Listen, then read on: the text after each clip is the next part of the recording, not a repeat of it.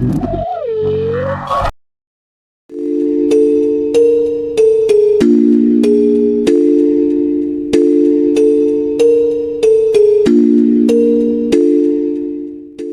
semua kamar diciptakan untuk ditinggali. Ada kamar yang hanya menunggu seseorang yang cukup lama sendirian, cukup lelah untuk didengar. Di sebuah rumah kos tua, ada satu kamar yang selalu kosong terlalu lama. Nomor 17. Mereka bilang yang tinggal di sana tidak pernah benar-benar berdua. Inilah kisah tentang kamar yang tidak haus darah, tapi haus kehadiran. Selamat datang di cerita dari mereka. Dengarkan, karena cerita ini tidak ingin dilupakan.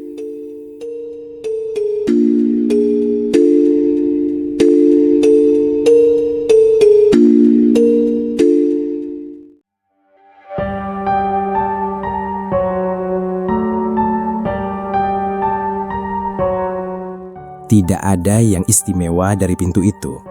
Kayunya kusam, gagangnya dingin. Hanya satu hal yang membuat Melly berhenti sejenak sebelum masuk. Angka 17 di pintu itu terlihat seperti baru digores.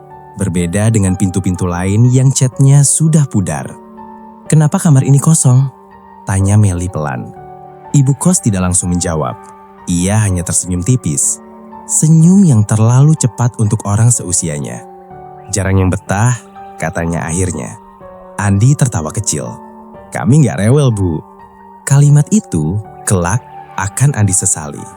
Malam pertama, kamar nomor 17 memang tampak biasa. Namun Melly tidak bisa menjelaskan perasaan tidak enak yang menempel sejak mereka masuk. Seperti ada yang mengamati, tapi dari arah yang tidak bisa ia tentukan.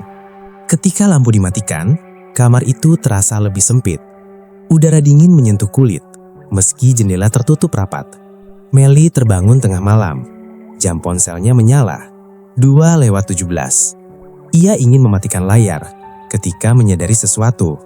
Lemari kayu di seberang ranjang terbuka sedikit. Padahal ia yakin menutupnya sebelum tidur. Melly menelan ludah. Ia membangunkan Andi. Lemari itu mereka tutup kembali. Mereka tertidur lagi. Namun sejak saat itu, Melly selalu bermimpi sama. Ia berdiri di dalam kamar gelap. Di hadapannya, lemari terbuka lebar. Dan dari dalamnya, ada tangan hitam panjang yang mengetuk dinding. Tok, tok, tok. Malam kedua, Andi lembur. Pesan terakhirnya dikirim pukul 22:58. "Kunci pintu. Aku pulang telat." Melly mengunci pintu, menggeser kursi kecil ke depannya. Ia tidak tahu kenapa ia melakukannya. Insting saja. Jam menunjukkan 23:16. Radio kecil di meja tiba-tiba menyala sendiri. Suara penyiar terdengar terputus-putus. "Jika Anda mendengar ketukan dari arah yang tidak seharusnya, jangan dijawab." Radio mati. Tepat saat jam berubah menjadi 23:17, tok. Ketukan dari dinding, bukan dari pintu. Bukan dari luar kamar, tapi dari dalam tembok. Tepat di samping kepala Melly. Ia menjerit kecil dan meloncat dari ranjang. "Ini cuma pipa air," katanya pada diri sendiri. "Cuma bangunan tua." Namun kemudian terdengar suara lain. Langkah kaki. Pelan, berat. Seolah menyeret sesuatu. Langkah itu berhenti. Tepat di depan lemari. Lampu tidur berkedip. Dalam sepersekian detik sebelum lampu mati, Melly melihat bayangan hitam tinggi berdiri di depan lemari. Lehernya terlalu panjang. Kepalanya miring, seperti rusak. Lampu padam. Kegelapan menelan kamar. Melly menahan nafas. Bayangan itu bergerak. Ia tidak berjalan, tapi meluncur. Mendekat ke ranjang. Dan dari kegelapan, terdengar suara berbisik. Tidak satu, tapi banyak. Saling bertumpuk. "Keluar, ini kamarku. Kamu cuma numpang." Melly meraba ponselnya. Tangannya gemetar. Senter menyala. Tidak ada apa-apa. Tapi kasurnya terasa lebih berat. Seolah ada seseorang duduk di ujungnya. Nafas dingin menyentuh betisnya. Malam ketiga, Melly tidak ingin sendirian. Ia memaksa Andi pulang cepat. Andi setuju. Namun saat Andi membuka pintu kamar nomor 17, ia terdiam. "Ada apa?" tanya Melly. Andi menunjuk lantai. Jejak kaki basah, hitam, mengarah dari kamar mandi ke lemari. Padahal kamar mandi kering, dan tidak ada seseorang pun selain mereka. Malam itu mereka tidur dengan lampu menyala. Jam 23:17, ketukan kembali terdengar. Tok, tok, tok. Kali ini dari dalam lemari. Andi bangkit, marah. Siapapun di luar berhenti bercanda. Ia membuka pintu lemari, kosong. Namun di dinding belakang lemari tertulis sesuatu, seperti bekas goresan kuku. "Satu lagi." Andi menutup lemari dengan keras. "Besok kita pindah," katanya. Melly mengangguk. Namun saat mereka kembali ke ranjang, Melly menyadari sesuatu yang membuat tubuhnya dingin. Di cermin kecil di dinding, refleksi mereka bertiga. Ada satu sosok hitam berdiri di antara mereka. Wajahnya tidak jelas. Mulutnya terbuka terlalu lebar. Lampu mati. Kasur turun dalam. Seperti ada tubuh berat berbaring di antara mereka. Dan suara itu berbisik tepat di telinga Melly. "Yang tidur di kamar 17 tidak pernah berdua." Pintu kamar terbuka keras. Lampu lorong menyinari ruangan. Andi terbangun sendirian. "Melly?" tanya Andi. Ranjang di sampingnya kosong. Lemari terbuka. Di dalamnya hanya ada satu tulisan baru. Masih basah seperti darah. "Sekarang giliranku." Dari dalam lemari terdengar nafas pelan. Melly tidak ingin sendirian lagi di kamar nomor 17. Namun hidup tidak selalu memberi pilihan. Andi kembali lembur malam itu. Pesan terakhirnya masuk pukul 21.34. "Aku mungkin pulang pagi, jangan panik ya." Melly membaca pesan itu berulang kali. Tangannya dingin. Sejak kejadian malam sebelumnya, kamar itu tidak lagi terasa seperti tempat tinggal, melainkan seperti ruang tunggu, tempat sesuatu menanti. Ia memeriksa pintu, terkunci. Jendela tertutup. Lemari, ia bahkan tidak berani mendekat. Lampu utama menyala terang. Televisi dinyalakan meski volumenya nyaris nol. Melly hanya butuh suara, apapun, agar tidak sunyi. Namun keheningan di kamar nomor 17 bukan sekedar tidak ada suara. Ia menekan, seperti ada yang mendengarkan setiap napasnya. Jam dinding berdetak keras. 22.59. Melly menelan ludah. Ia tahu apa yang akan datang. Udara berubah. Suhu kamar turun drastis. Seperti pendingin ruangan dinyalakan tiba-tiba. Napas Melly berembun tipis. Kulit lengannya merinding. Lampu berkedip. Sekali. 2 kali. Lalu stabil. Melly menghela napas lega. Terlalu cepat. Televisi berubah menjadi statik. Layar bergetar. Dari dalamnya terdengar suara berdesis. Lalu suara lirih, sangat pelan, seperti direkam dari kejauhan. "Andi?" Melly menggekuk. Itu suaranya sendiri. Ia mematikan TV dengan panik. Jam berubah.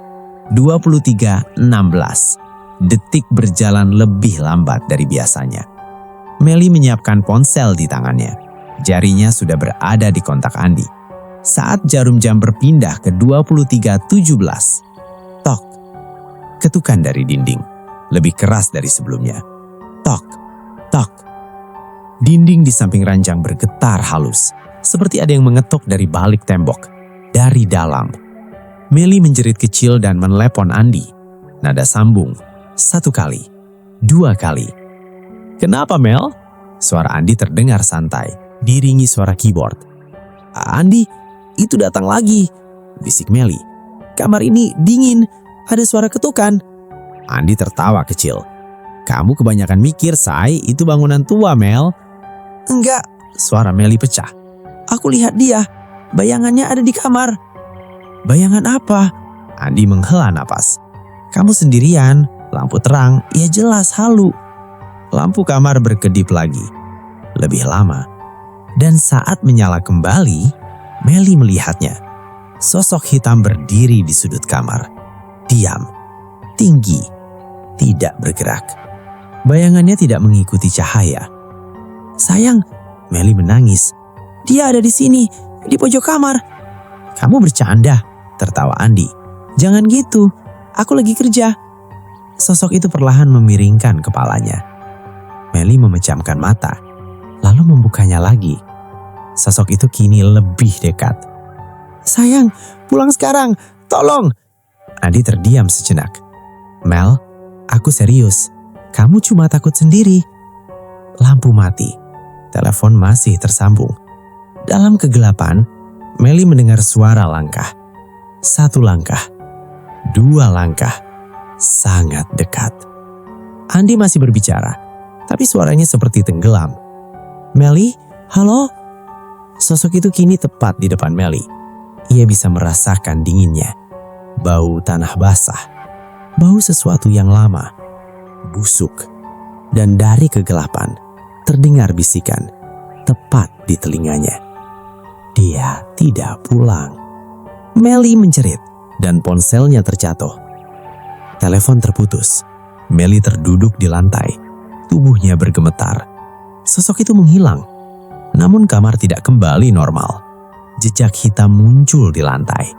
Dari sudut kamar menuju lemari. Lemari bergetar pelan. Tok. Dari dalam. Melly merangkak menjauh. Punggungnya menempel ke dinding. Ia menangis tanpa suara. Lalu terdengar suara baru. Suara pintu kamar mandi terbuka. Air menetes. Dan dari dalam kamar mandi, terdengar suara mandi. Pelan, seperti seseorang mencuci sesuatu dengan tangan. Melly menutup telinganya. Namun suara itu berhenti tiba-tiba. Sunyi.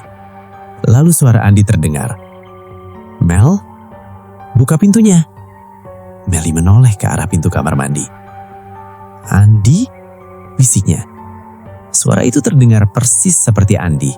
Nada, intonasi, semuanya. Maaf, aku telat. Buka pintunya, Mel. Tangannya bergemetar. Ia berdiri perlahan. Namun sebelum ia melangkah, radio di meja menyala sendiri. Suara statis. Lalu suara perempuan tua berbisik. Jangan dibuka. Melly mundur. Suara Andi berubah. Lebih berat. Lebih lambat. Kamu sudah lama di kamarku. Pintu kamar mandi perlahan terbuka. Gelap. Dan dari dalamnya, sepasang kaki hitam menjenjak keluar. Tidak ada tubuh, hanya kaki berjalan ke arah lemari. Lemari berbuka sendiri. Kaki itu masuk ke dalam, pintu lemari tertutup sendiri. Andi akhirnya pulang. Melly! Teriaknya panik. Ia menemukan Melly duduk di lantai, memeluk lutut, matanya kosong. Kita pergi sekarang, kata Andi. Sekarang. Namun saat Andi membantu Melly berdiri, ia melihat sesuatu yang membuatnya membeku. Di punggung Melly ada bekas cap tangan hitam. 5 jari. Dingin. Dan dari dalam lemari terdengar suara tawa pelan. Sangat pelan. Seperti puas. Sejak malam itu, Melly tidak pernah benar-benar tidur. Tubuhnya terbaring di ranjang, matanya terpejam, tetapi pikirannya tetap terjaga. Siaga. Menunggu sesuatu yang ia yakin akan datang. Kamar nomor 17 tidak lagi gelap hanya karena lampu dimatikan. Ia gelap karena ada yang mengisinya. Setiap kali Melly mencoba memejamkan mata, ia merasakan hal yang sama. Tatapan, bukan dari satu arah, melainkan dari seluruh sudut kamar. Seolah-olah dinding, langit-langit, lemari, bahkan lantai, semuanya sedang memperhatikannya. Malam itu, Melly terbangun dengan napas terengah. Jam di ponselnya menyala. 03.30 17. Ia tidak bergerak. Bahkan bernapas pun ia tahan. Perasaan itu datang lagi. Ia tahu, ia tidak sendirian. Melly perlahan membuka mata. Bayangan lemari tampak lebih panjang dari seharusnya. Di sudut kamar, dekat plafon, ada bagian gelap yang tidak tersentuh cahaya lampu tidur. Gelapnya tidak wajar, seperti lubang. Dan dari dalam gelap itu, sesuatu menatapnya. Melly tidak melihat mata, ia merasakannya. Tatapan dingin, penuh rasa ingin tahu, seperti seseorang mengamati serangga sebelum diinjak. Melly menarik selimut hingga ke dagu. Tubuhnya gemetar hebat. "Pergi," bisiknya tanpa suara. Tatapan itu tidak pergi. Sebaliknya, ia merasakan sesuatu mendekat. Keesokan harinya, Melly tampak seperti orang sakit. Matanya cekung, wajahnya pucat, tangannya terus gemetar. Ia hampir menjatuhkan gelas saat menuang air. Andi memperhatikannya sambil menghela napas. "Kamu kurang tidur," katanya. "Aku sudah bilang." Melly menatap Andi. "Sayang, kamar ini, dia tidak cuma muncul, dia melihat. Terus." Andi mengerutkan dahi. "Mel, kamu dengar sendiri yang kamu omongkan?" "Semalam dia di sudut kamar." Suara Melly bergetar. "Aku bangun dan aku tahu dia ada. Dia memperhatikanku." Andi mengusap wajahnya frustasi. "Kamu stres, itu semua cuma di kepala kamu." "Enggak." Melly memegang tangan Andi erat. "Tolong percaya aku." Andi menarik tangannya pelan. "Mel, aku sayang kamu, tapi ini sudah keterlaluan. Kamu perlu istirahat atau mungkin ke dokter." Kalimat itu menusuk lebih dalam daripada semua kejadian aneh di kamar nomor 17. Melly terdiam. Ia tahu, Andi tidak melihat apa yang ia lihat. Malam kembali datang. Andi tidur lebih dulu, mendengkur pelan. Melly tetap terjaga. Ia berbaring miring menghadap dinding, mencoba tidak melihat sudut kamar. Namun perasaan itu semakin kuat.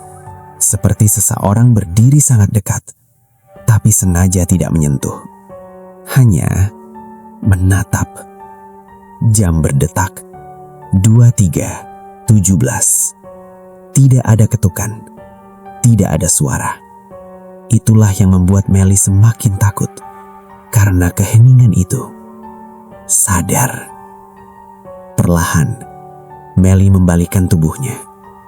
Dan saat itulah ia melihatnya. Bayangan hitam itu kini duduk di kursi kecil di dekat lemari. Punggungnya tegak. Kepalanya sedikit menunduk, menghadap langsung ke arahnya. Tidak bergerak, tidak bernapas. Seperti patung yang lupa disempurnakan. Melly ingin berteriak, ingin membangunkan Andi, namun tubuhnya tidak mau bergerak. Lidahnya terasa berat. Bayangan itu perlahan mengangkat kepalanya. "Akhirnya kamu melihatku." Melly terbangun dengan jeritan. Andi langsung duduk. "Mimpi lagi." Melly menangis terseduh. "Dia duduk di kursi. Dia menatap aku." Andi menyalakan lampu. Kamar kosong. "Kamu lihat sendiri," kata Andi lembut tapi tegas. "Gak ada apa-apa." Melly menoleh ke kursi. Kursi itu bergeser, sedikit lebih dekat ke ranjang.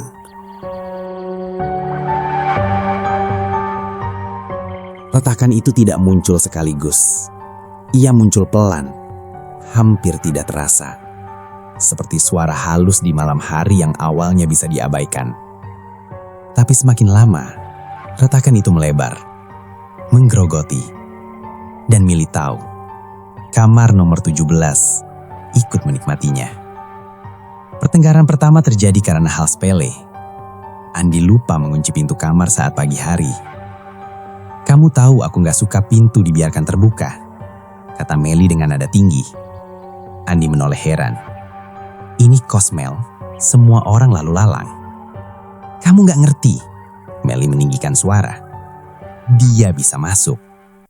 Andi terdiam sejenak, lalu tertawa pendek. Siapa bayangan kamu itu?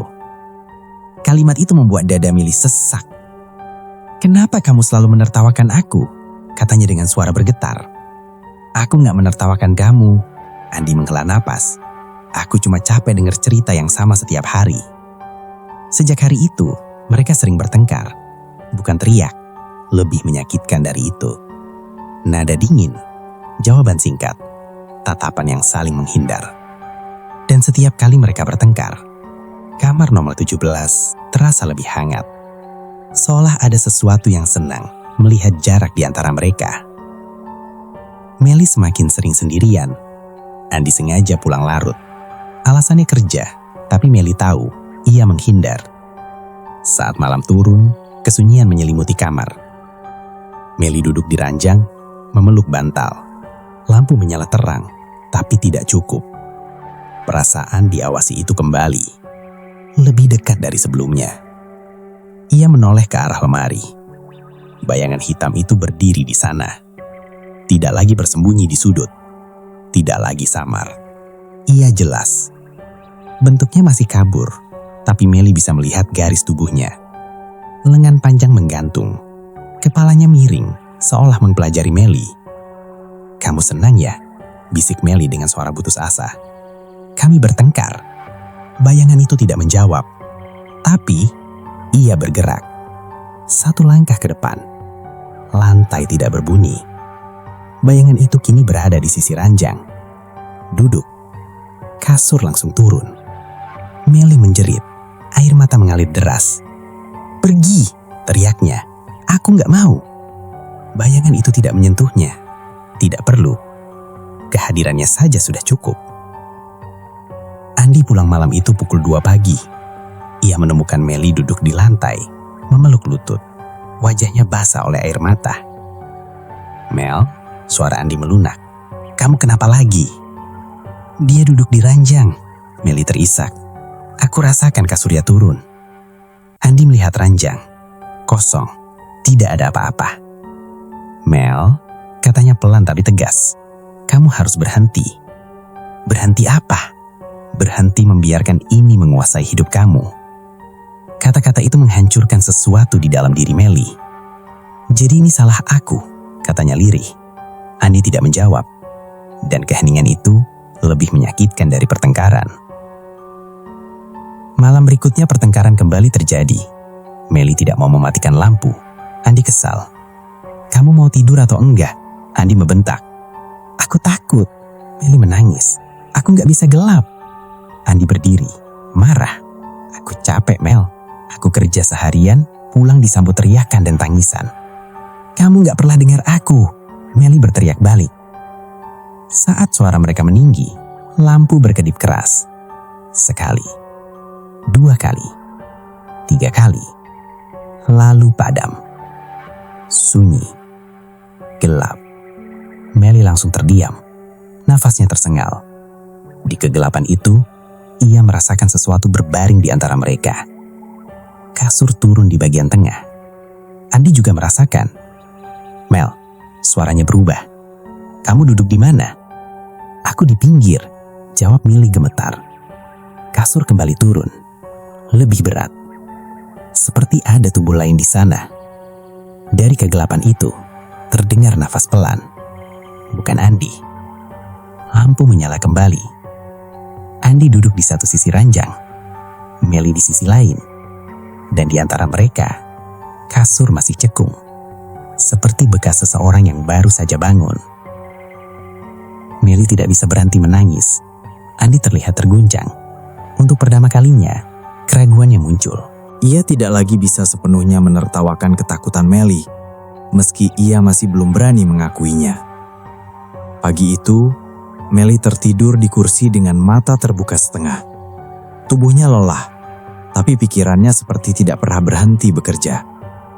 Andi memperhatikannya lama, dengan perasaan bersalah yang tidak ingin ia akui. Aku ke kantor dulu, katanya pelan. Meli tidak menjawab. Andi menutup pintu kamar nomor 17 dengan perasaan aneh. Saat gagang pintu dilepas, ia merasakan dingin menjalar ke telapak tangannya. Dingin yang sama seperti malam itu.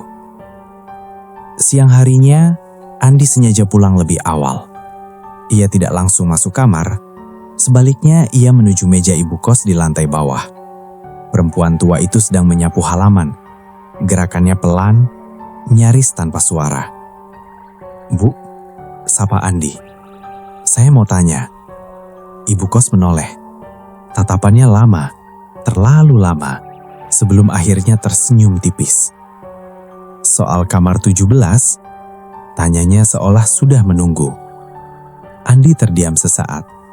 "Iya, istri saya sering ketakutan." Ibu kos berhenti menyapu.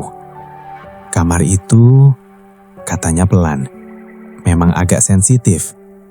Kenapa dulu kamar itu kosong lama?" Andi mendesak. Ibu kos menarik napas dalam. "Tidak semua cerita baik untuk didengar. Tapi istri saya sudah sangat terganggu." Suara Andi meninggi.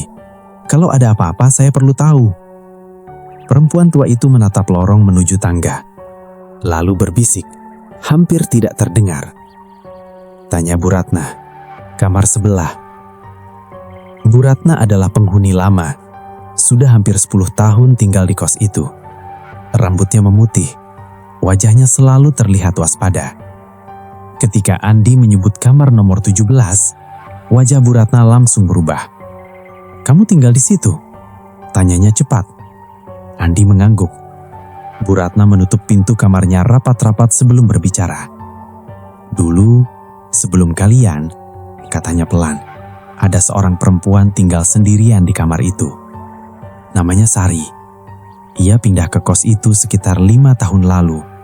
Pendiam, jarang bergaul, selalu pulang malam, tidak pernah menerima tamu. Tapi setiap malam," lanjut Bu Ratna, "aku sering dengar suara tangisan dari kamarnya." Andi merinding. Awalnya aku pikir dia sering bertengkar lewat telepon, tapi lama-lama suaranya berubah. Berubah bagaimana? Seperti bukan orang yang sama. Bu Ratna menelan ludah. "Malam terakhir," kata Bu Ratna, "dia bilang ada yang selalu duduk di ranjangnya, menatapnya setiap malam." Andi merasakan tengkuknya dingin. "Dan malam terakhir," lanjut Bu Ratna, "dia bilang bayangan itu bilang kamar itu bukan miliknya." Andi pulang dengan kepala penuh. Saat membuka pintu kamar nomor 17, Meli sedang duduk di lantai menatap lemari. "Kamu tahu?" tanya Meli tanpa menoleh. Andi terdiam. "Tahu apa?" "Kamar ini," suara Meli datar, "dulu ada perempuan lain." Andi menutup pintu perlahan. "Kamu dengar dari siapa?" tanyanya hati-hati. "Dia yang bilang," jawab Meli pelan. Andi menelan ludah. "Siapa?" Meli menoleh. Matanya kosong. "Yang duduk di ranjang itu." Andi merasakan jantungnya berdetak terlalu keras. Malam itu, Meli akhirnya berbicara panjang. "Dia tidak marah," kata Meli. "Dia kesepian." Andi mencoba tetap rasional. "Mel, ini tidak nyata." "Nyata," jawab Meli cepat. "Dia pernah tinggal di sini, sama seperti aku." Andi terdiam. "Dia bilang, dulu dia juga tidak dipercaya." Meli tertawa kecil, pahit. "Persis seperti aku." Lampu berkedip.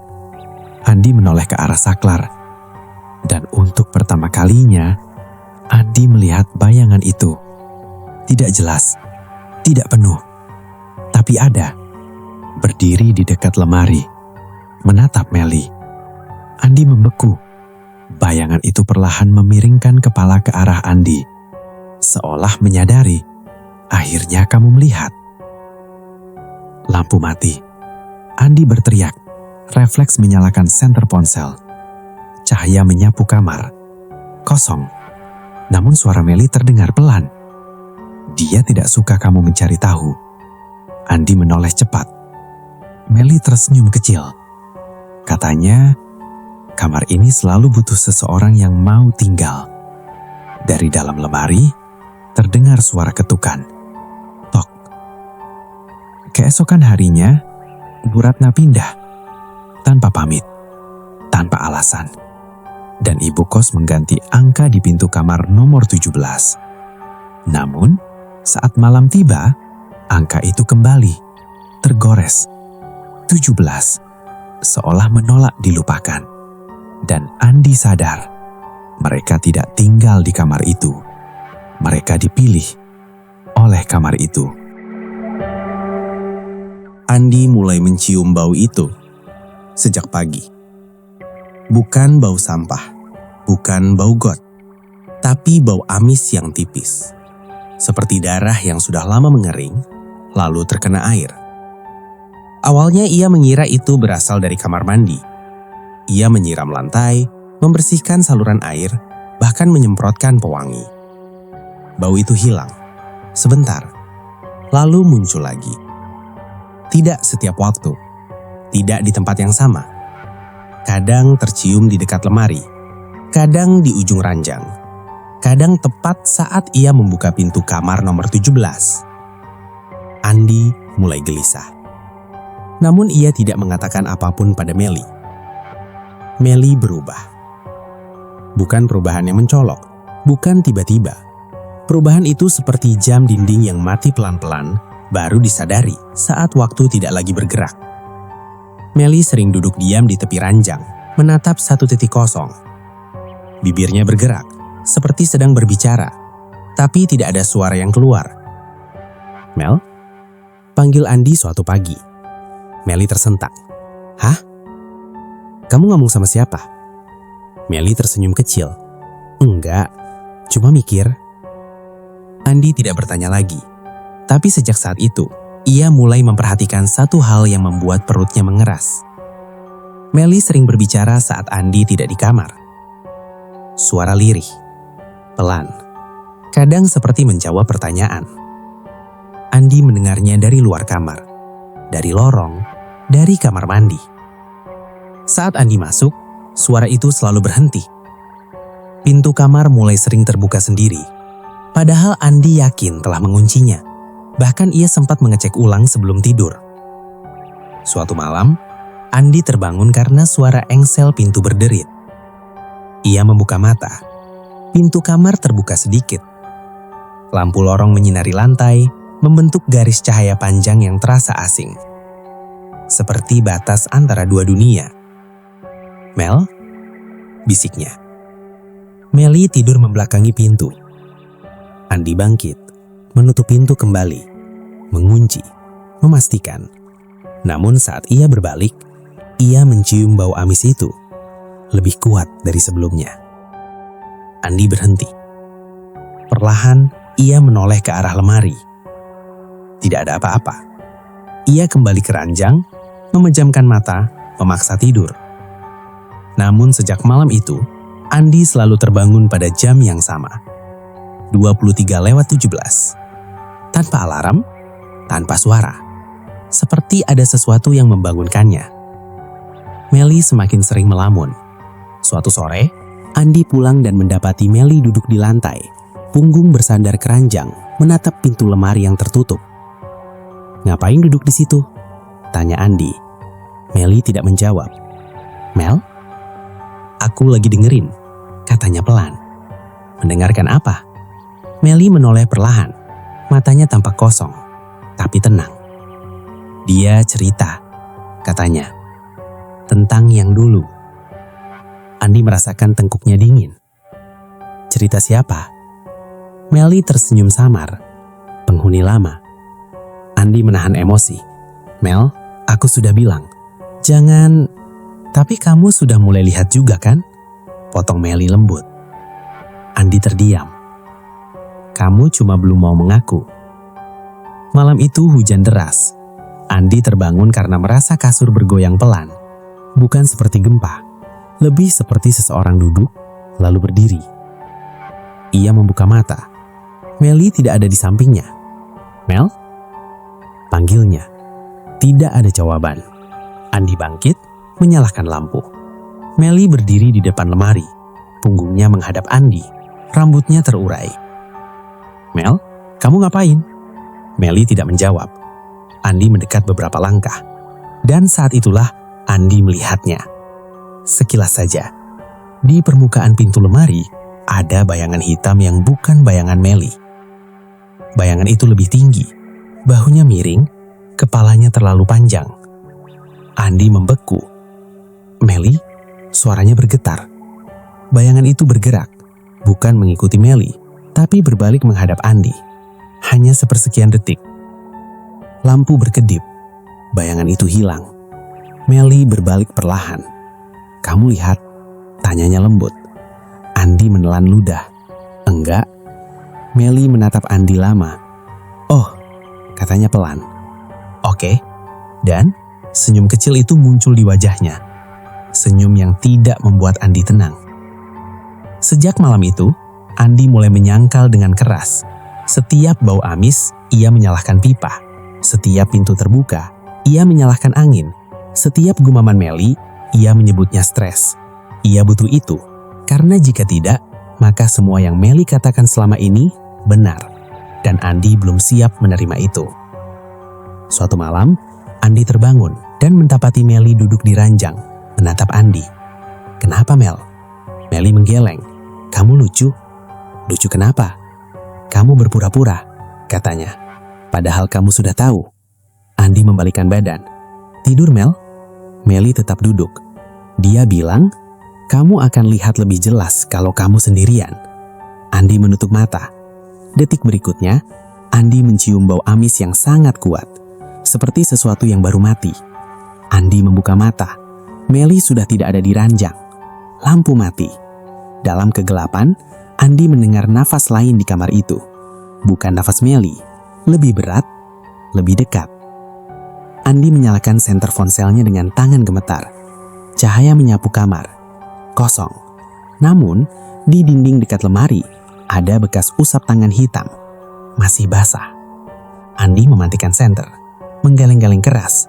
Cuma capek. Namun dari sudut kamar terdengar suara lirih. Bukan Melly, bukan juga suara perempuan. Suara yang sangat pelan tapi jelas. "Kamu sudah lihat." Andi menutup telinga. Namun suara itu berlanjut. "Kamu cuma belum mau percaya." Pagi harinya, Andi duduk sendirian di kamar nomor 17. Melly entah kemana.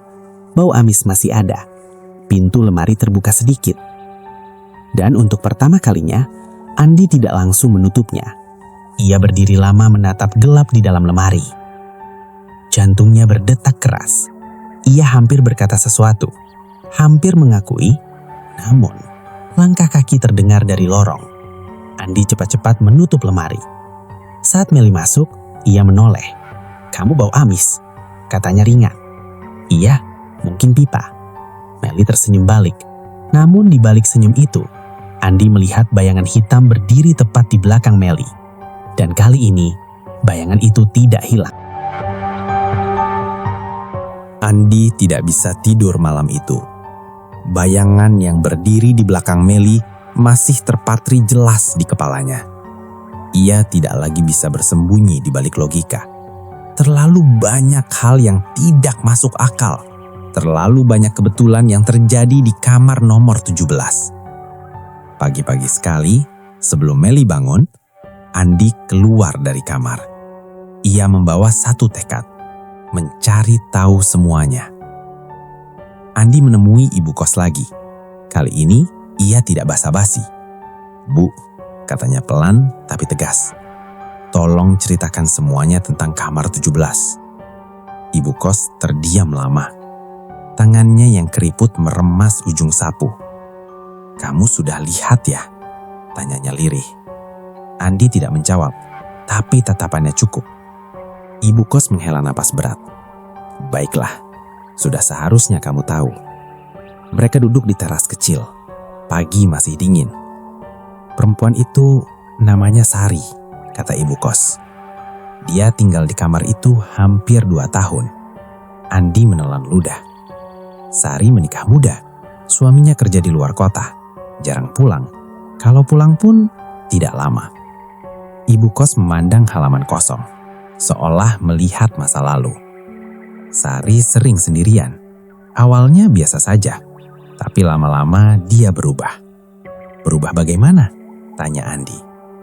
Pendiam, murung, sering menangis malam-malam. Andi teringat Meli. Dia sering cerita ke saya, kata ibu kos. Katanya suaminya sering janji pulang, tapi tidak pernah ditepati. Ibu kos menunduk. Dia merasa tidak dianggap. Andi kemudian menemui satu orang lagi. Pak Jaya, mantan penjaga kos yang kini tinggal tak jauh dari situ. Pak Jaya langsung menghela napas panjang saat Andi menyebut kamar 17. Saya sudah menduga, katanya. Kamar itu tidak pernah benar-benar kosong. Pak Jaya menceritakan sesuatu yang belum pernah didengar Andi. Sari sering mengurung diri. Lampu kamarnya menyala semalaman. Kadang saya dengar dia bicara sendiri. Bicara apa? Tanya Andi. Seperti sedang bertengkar. Kadang seperti minta ditemani. Andi merasakan tenggorokannya kering. Suatu malam, lanjut Pak Jaya, saya dengar suara kursi diseret berkali-kali. Tapi saat saya cek, kamarnya terkunci. Pak Jaya menatap Andi dengan mata serius. Pagi harinya, Sari ditemukan meninggal. Polisi bilang depresi, kata Pak Jaya. Tidak ada tanda kekerasan, tidak ada orang lain di kamar. Andi berbisik, jam berapa? Pak Jaya menarik nafas. Sekitar 11 lewat. Andi memejamkan mata. 23.17. Andi pulang dengan langkah gontai. Saat membuka pintu kamar nomor 17, ia mencium bau amis yang kini tidak lagi bisa ia sangkal. Meli duduk di ranjang, menatap kosong ke depan. Kamu kemana? Tanyanya lembut. Andi menutup pintu perlahan. Aku cari tahu tentang Sari. Meli menoleh, tidak terkejut. Aku tahu, katanya. Andi duduk di kursi. Dia sering ditinggal suaminya. Dia kesepian, depresi. Meli mengangguk pelan. Bayangan itu, lanjut Andi, suaranya bergetar. Bukan arwah, tapi sisa perasaannya. Meli senyum tipis. Dia bilang begitu. Andi menatap Meli tajam. Mel, kamu dengar suara siapa? Suara yang tidak pernah didengar. Suara orang yang ditinggalkan. Lampu kamar berkedip. Suhu turun. Andi merasakan dingin menjalar dari lantai. Meli berdiri perlahan. Kamu tahu kenapa dia tidak pergi? Tanyanya. Andi menghela. Karena perasaannya tidak selesai, kata Meli. Dia menunggu. Menunggu apa? Menunggu seseorang yang merasakan hal yang sama. Andi terdiam. Kamu tahu kenapa dia muncul ke aku dulu? Karena aku sendirian, meski kamu ada. Kalimat itu menusuk Andi. Malam itu, bayangan hitam muncul lebih jelas dari sebelumnya. Dia tidak lagi berdiri jauh. Dia duduk di ujung ranjang. Tenang, diam, seperti penonton. Andi melihatnya dengan mata kepala sendiri. Untuk pertama kalinya, dia tidak menutup mata. Bayangan itu tidak menyeramkan seperti yang ia bayangkan. Dia sedih. Bayangan itu memiringkan kepala, menatap Meli, lalu menatap Andi. Dan untuk pertama kalinya, dia mendengar suaranya. Bukan di telinga, tapi di dada. Kamu pergi. Andi gemetar. Aku tidak pergi. Bayangan itu menggeleng pelan. Kamu tidak di sini. Andi menoleh ke Meli, dan ia menyadari sesuatu yang menghancurkan hatinya. Meli berdiri lebih dekat ke bayangan itu daripada ke Andi. Bayangan itu tidak menyerang. Dia tidak berteriak. Dia hanya menempel, mengisi ruang kosong. Dan kamar nomor 17 menguatkannya. Andi mengerti sekarang. Ini bukan tentang kematian. Ini tentang ditinggalkan. Tentang perasaan yang terlalu berat untuk hilang. tentang perempuan yang menunggu sampai dirinya hancur. Andi mendekati Melly. "Maaf," katanya lirih. "Aku terlalu sering pergi." Melly menatapnya lama. Bayangan itu bergetar. "Kamu baru bilang sekarang." "Aku di sini. Aku akan tetap di sini." Bayangan itu bergerak, sedikit menjauh, namun tidak pergi, seolah menunggu apakah janji itu akan ditepati. Malam itu kamar nomor 17 sunyi. Tidak ada ketukan, tidak ada bisikan. Namun Andi tahu satu hal, bayangan hitam itu bukan musuh. Dia adalah peringatan. Dan jika Andi mengulangi kesalahan yang sama, kamar nomor 17 akan memilih lagi. Melly mulai sering sakit. Bukan sakit yang bisa dijelaskan dengan demam atau kelelahan biasa. Tubuhnya lemas tanpa sebab. Lengannya sering dingin, seolah aliran darahnya melambat. Kadang ia terbangun dengan memar-samar di pergelangan tangan, bekas seperti jari yang mencengkram terlalu lama. "Aku jatuh," katanya setiap kali Andi bertanya. Namun Andi tahu, Melly tidak jatuh. Ia semakin sering melihat Melly memegangi lengan kirinya, tepat di bagian yang selalu terasa dingin. Kadang Melly mengeluh lengannya mati rasa. Kadang ia hanya menatap kosong, seperti sedang mendengarkan seseorang yang berdiri sangat dekat. Dan bayangan hitam itu semakin kuat. Andi mulai pulang lebih awal, bukan karena kerja berkurang, tapi karena ia tidak tahan meninggalkan Melly sendirian di kamar nomor 17. Sore itu hujan turun deras. Andi pulang lebih cepat tanpa memberi kabar. Lorong kos sepi, lampu kuning berkedip lemah. Saat membuka pintu kamar, Andi mencium bau amis yang sangat kuat. Bukan lagi samar. Bau itu memenuhi ruangan. "Mel?" panggilnya. Tidak ada jawaban. Andi melangkah masuk. Pintu menutup di belakangnya dengan bunyi klik pelan. Lampu kamar menyala, lalu meredup. Andi melihat Melly duduk di ranjang, membelakangi pintu. Bahunya naik turun perlahan, seperti orang kelelahan. "Melly?" Andi mendekat. Dan saat itulah ia melihat sesuatu yang membuat tubuhnya kaku. Di belakang Melly ada bayangan hitam. Bukan sekedar bayangan di dinding. Bayangan itu berbentuk. Ia duduk tepat di belakang Melly, sangat dekat. Lengannya yang panjang melingkari tubuh Melly. Tidak menyentuh, tapi cukup dekat hingga udara di sekitarnya terlihat lebih gelap.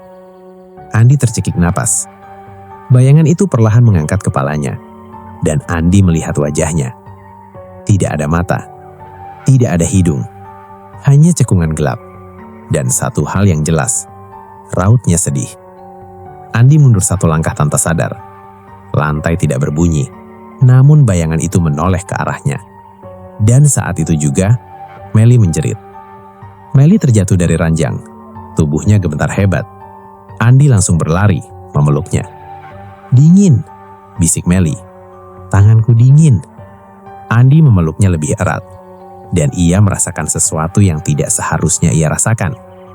Ada tekanan lain, seolah ada satu tangan tambahan yang ikut memeluk Melly. Andi menoleh ke samping. Bayangan itu masih ada. Kini berdiri, lebih tinggi dari Andi. Lebih jelas dari sebelumnya. Dan untuk pertama kalinya, Andi tidak bisa menyangkalnya. "Apa yang kamu mau?" Suara Andi bergetar. Bayangan itu tidak menjawab dengan suara. Namun perasaan itu masuk ke kepala Andi seperti gelombang berat. Kesepian, ditinggalkan, menunggu tanpa kepastian. Andi terhuyung. Ia jatuh berlutut. Bayangan itu mendekat, lalu berhenti tepat di depan Andi. Andi menunduk. Air matanya jatuh tanpa ia sadari. "Aku salah," katanya lirih. "Aku pergi terus, aku nggak dengerin." Bayangan itu tidak marah. Ia hanya diam. Dan Melly mulai berubah. Sejak malam itu, Melly tidak sama. Ia semakin sering sakit. Tubuhnya lemas. Kadang ia tidak bisa mengangkat tangan kiri. Kadang ia merasakan nyeri di dada. Nyeri yang bukan berasal dari fisik. "Ada yang numpang," katanya suatu malam.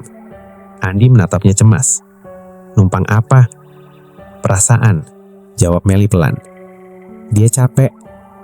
Andi menggenggam tangan Melly. Tangannya dingin, terlalu dingin. Andi mulai dihantui rasa bersalah. Setiap kali ia menutup mata, ia melihat bayangan itu berdiri di sudut kamar. Tidak mengancam, tidak bergerak, hanya menatap, seolah mengingatkan. Andi mulai bermimpi tentang Sari, perempuan yang tidak pernah ia kenal. Dalam mimpi itu, Sari duduk di ranjang yang sama, menunggu seseorang yang tidak pernah datang. Andi terbangun dengan dada sesak, dan selalu pada jam yang sama. Suatu malam Melly duduk di depan cermin. Andi memperhatikannya dari jauh. "Mel?" panggil Andi. Melly tidak menjawab. Andi mendekat. Di cermin, Andi melihat refleksi Melly. Dan di belakang refleksi itu, ada bayangan lain. Bayangan itu berdiri sangat dekat. Wajahnya hampir menyatu dengan wajah Melly. Melly tersenyum kecil. Bukan senyum Melly. "Kamu sudah lihat aku sempurnanya." Suara itu keluar dari mulut Melly, tapi bukan suaranya. Andi mundur ketakutan. "Kamu siapa?" "Aku yang menunggu. Aku yang ditinggalkan." Air mata Andi jatuh. "Aku di sini sekarang. Aku gak akan pergi." Bayangan itu terdiam, lalu tersenyum sedih. "Kamu bilang begitu." Dia juga. Lampu mati. Cermin retak. Melly jatuh pingsan. Andi memeluk Melly sepanjang malam. Ia tidak tidur. Ia tidak bergerak. Dan di sudut kamar, bayangan itu duduk, menatap mereka berdua, menunggu. Pagi harinya Melly terbangun dengan tubuh sangat lemah. Andi membuatkan teh, tangannya gemetar. "Kita harus pergi," kata Andi, "dari kamar ini." Melly menatapnya lama. "Kalau kita pergi, dia kemana?" Andi terdiam. Pertanyaan itu menghantam lebih keras dari semua teror. Malam itu bayangan kembali muncul, lebih pekat, lebih nyata. Ia berdiri di tengah kamar. Andi berdiri di depannya. "Ambil aku," kata Andi, "bukan Melly." Bayangan itu memiringkan kepala. "Bukan begitu caranya," katanya pelan. Bayangan itu mengulurkan tangan, dan Andi melihat jelas. Tangannya bukan hitam, tapi penuh luka seperti bekas menahan diri terlalu lama. Bayangan itu menunjuk Melly. Dia mendengar, dia merasakan. Andi menangis. Dan untuk pertama kalinya, ia mengerti. Bayangan itu bukan ingin membunuh, ia ingin ditemani. Kamar nomor 17 tidak haus darah, ia haus kehadiran. Andi akhirnya menyerah. Bukan kepada bayangan hitam itu, melainkan kepada kenyataan bahwa ada sesuatu yang salah. Dan kesalahan itu bukan hanya berasal dari kamar nomor 17. Malam itu, Melly tertidur lemah di ranjang. Napasnya pendek, kulitnya pucat, dan tangan kirinya terasa dingin seperti es. Andi duduk di lantai, punggung bersandar ke ranjang, menatap kosong ke depan. Di sudut kamar, bayangan hitam itu duduk diam. Tidak mengancam, tidak bergerak, hanya menunggu. Andi menunduk, suaranya pecah. "Aku gak bisa sendiri ngadepin ini." Keesokan paginya, Andi mengundang seseorang. Namanya Pak Dharma. Seorang pria berusia sekitar 60 tahun, berpakaian sederhana. Wajahnya tenang, namun sorot matanya tajam. Ia tidak membawa banyak peralatan, hanya tas kain kecil, botol air, dan seikat daun kering. Begitu Pak Dharma melangkah ke lorong lantai 2, ia berhenti. "Kamar ujung," katanya pelan, "yang lampunya sering berkedip." Andi terdiam. Pak Dharma tidak bertanya apapun. Ia hanya berjalan menuju kamar nomor 17. Begitu pintu dibuka, bau amis langsung tercium. Pak Dharma menghela napas panjang. "Sudah lama," gumamnya. Melly terbangun saat Pak Dharma duduk bersila di tengah kamar. Ia menatap pria itu dengan mata kosong. "Kamu datang lagi," kata Melly pelan. Pak Dharma menoleh, tersenyum tipis. Iya nak, tapi kali ini kita bicara baik-baik. Bayangan hitam itu berdiri di belakang Meli, lebih jelas dari sebelumnya. Andi menahan napas. Bayangan itu menatap ke arah Pak Dharma dan mengangguk kecil. "Kamu tidak sendirian," katanya pada bayangan itu. "Aku lihat kamu." Bayangan itu bergetar. Udara kamar terasa berat. Pak Dharma mulai membaca doa pelan. Bukan lantang, bukan mengusir. Nada suaranya lebih seperti menenangkan seseorang yang menangis lama. Bayangan itu tidak menyerang. Ia hanya berdiri, mendengarkan. "Dia tidak terikat pada tempat ini," kata Pak Dharma kemudian. "Dia terikat pada rasa." "Rasa apa?" tanya Andi lirih. Pak Dharma menoleh. Kesepian, pengabaian, menunggu tanpa kepastian. Andi menunduk. Pak Dharma melanjutkan, dan rasa itu tidak hilang saat tubuh mati. Ia tinggal, menyerap dinding, mengendap di ruang yang sama malam demi malam. Pak Dharma menatap Meli, dan jika ada orang hidup yang merasakan hal yang sama, rasa itu akan menyatu. Meli menetikkan air mata. Andi merasa dadanya remuk. Pak Dharma menoleh ke Andi, katanya tanpa menyalahkan, tanpa nada tuduhan. "Kamu sering meninggalkan dia." "Bukan pergi secara fisik saja." Andi gemetar. "Aku kerja," katanya lemah. "Aku tahu, tapi kehadiran bukan soal jarak. Ini soal perhatian." Bayangan itu melangkah maju. Andi menahan napas. Bayangan itu berhenti tepat di depan Andi. Dan untuk pertama kalinya, Andi melihat dengan jelas. Wajah bayangan itu bukan monster. Ia adalah perempuan. Wajahnya samar, tapi penuh luka batin. Mata kosong, bibir gemetar. Seperti seseorang yang terlalu lama menunggu di depan pintu. Andi menangis. "Aku minta maaf," katanya terbata-bata. "Aku sering pulang telat. Aku pikir asal ada aku di rumah itu cukup." Bayangan itu menatap Andi lama, dan Andi merasakan perasaan yang bukan miliknya.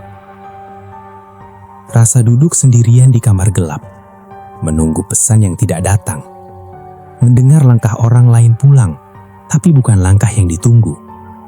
Andi terisak. Pak Dharma berdiri, katanya, "Ini bukan soal mengusir, ini soal menyelesaikan." Pak Dharma memegang bahu Andi. "Kamu harus bicara, bukan ke makhluk ini, tapi ke dirimu sendiri." Andi mengangguk. Ia menoleh ke Meli. "Aku minta maaf," katanya dengan suara hancur. "Aku gak pernah benar-benar dengerin kamu. Aku selalu bilang nanti." Meli menangis. Tubuhnya gemetar. "Aku capek sendirian. Aku capek nunggu." Bayangan itu menghela napas panjang, seperti seseorang yang akhirnya didengar. Pak Dharma menaburkan air ke lantai, bukan untuk mengusir, untuk melepas. "Kamu tidak harus tinggal," kata Pak Dharma pada bayangan itu. "Kamu sudah didengar." Bayangan itu menoleh ke Meli, mendekat, terlalu dekat.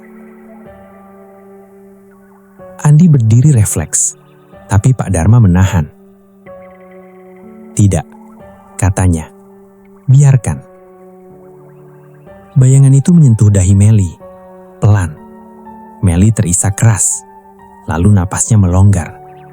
Bayangan itu berbalik ke Andi. Tatapannya bukan marah, melainkan lelah. "Jangan ulangi." Suara itu terdengar di kepala Andi. Bayangan itu memudar perlahan, tidak menghilang tiba-tiba. Ia pergi, seperti seseorang yang akhirnya meninggalkan kamar setelah menunggu bertahun-tahun. Kamar nomor 17 menjadi sunyi. Benar-benar sunyi. Tidak ada ketukan, tidak ada dingin, tidak ada tatapan. Andi terduduk lemas. Pak Dharma menghela napas panjang. Tempat ini tidak sepenuhnya bersih. Maksud Bapak, bekasnya masih ada, tapi selama tidak diberi makan, ia akan tidur. Diberi makan bagaimana? Pak Dharma menatap Andi dalam, dengan pengabaian. Andi malam itu tidak pergi kemana-mana. Ia duduk menemani Melly hingga tertidur. Ia tidak menyentuh ponsel, tidak membuka laptop, tidak melihat jam. Untuk pertama kalinya, ia hadir. Namun saat lampu dimatikan, Andi melihat sesuatu. Di dinding, samar-samar, bayangan tipis masih tertinggal. Tidak utuh, tidak bergerak. Seperti bekas noda yang belum sepenuhnya hilang.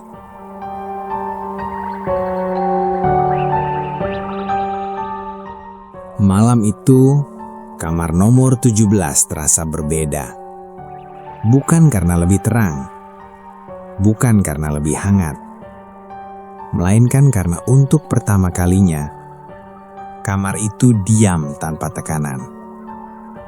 Melly duduk di ranjang, bersandar pada dinding, nafasnya masih belum sepenuhnya stabil. Andi duduk di sampingnya, tidak berbicara, tidak menyentuh ponsel, hanya ada di sana. Benar-benar ada. Di sudut kamar, bayangan hitam itu masih tampak, namun tidak lagi pekat.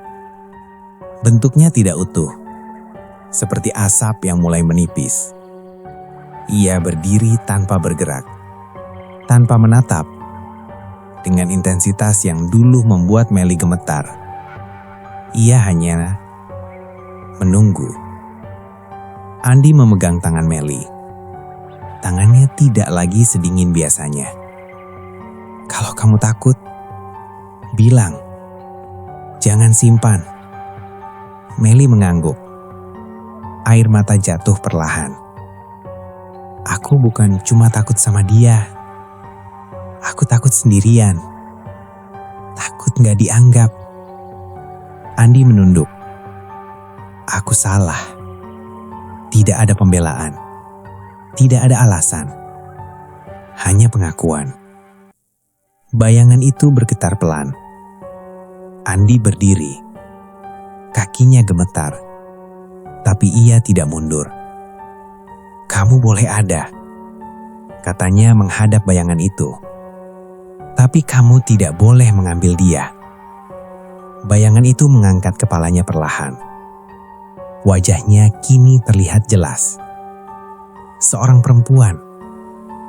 Bukan mengerikan. Bukan menyeramkan. Ia tampak seperti seseorang yang sudah terlalu lama menangis hingga lupa bagaimana caranya berhenti. Melly terisak. Aku dengar kamu, kata Melly pelan. Aku tahu rasanya nunggu. Bayangan itu menatap Melly. Untuk pertama kalinya, tidak ada kebencian di sana. Hanya kelelahan yang sangat dalam. Melly berdiri. Kakinya lemah. Tapi Andi menopangnya. Aku gak mau kamu tinggal di sini.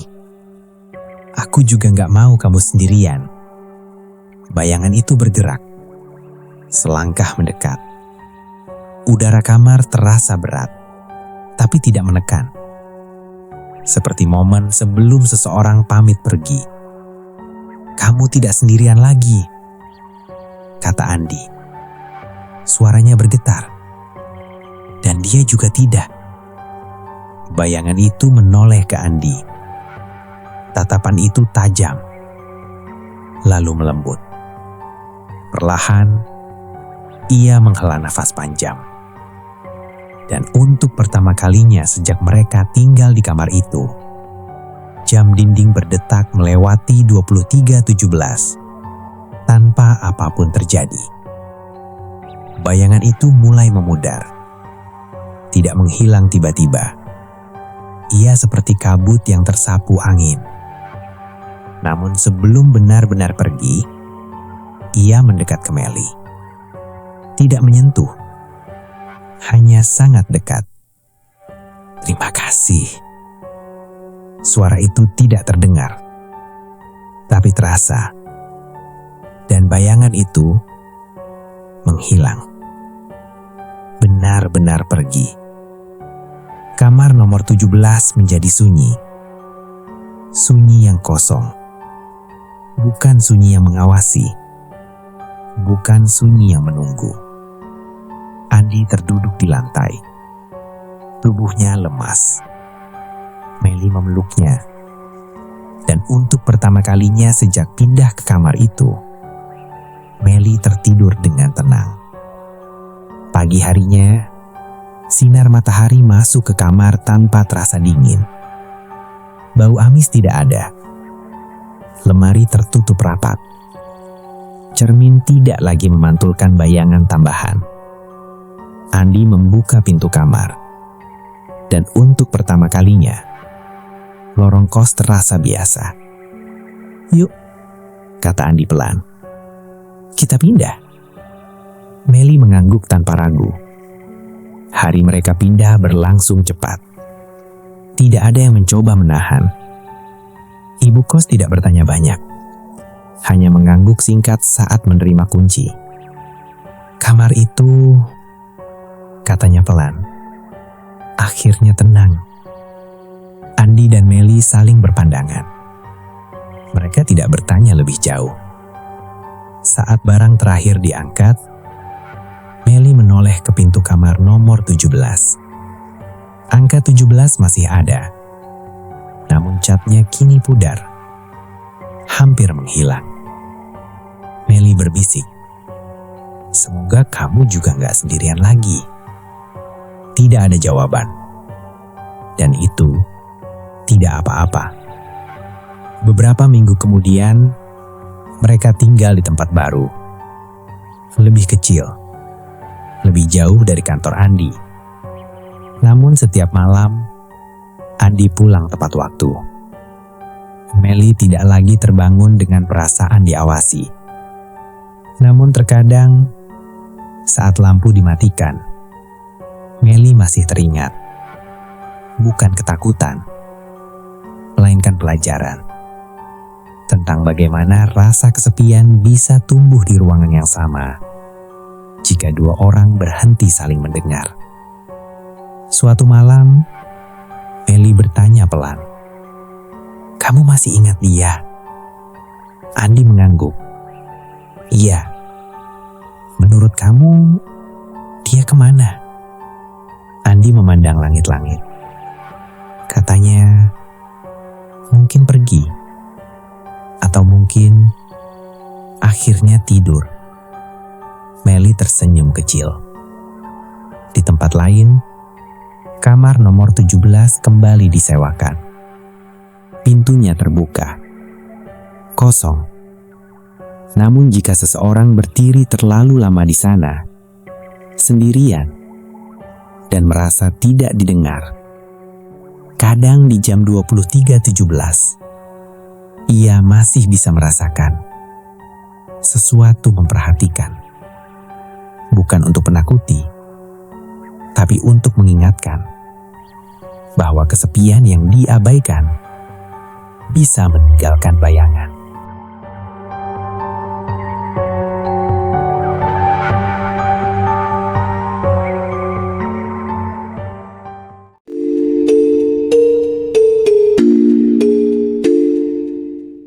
Kamar nomor 17 tidak pernah mengunci pintunya. Ia hanya menunggu. Menunggu siapapun yang terlalu sering ditinggalkan. Karena tidak semua teror datang untuk membunuh. Sebagian hanya ingin ditemani, sampai perasaan itu berpindah tubuh. Jika suatu malam kamu terbangun, dan merasa ada yang duduk di ranjangmu, pastikan itu memang orang yang kamu cintai. Sampai cerita berikutnya di Cerita dari Mereka.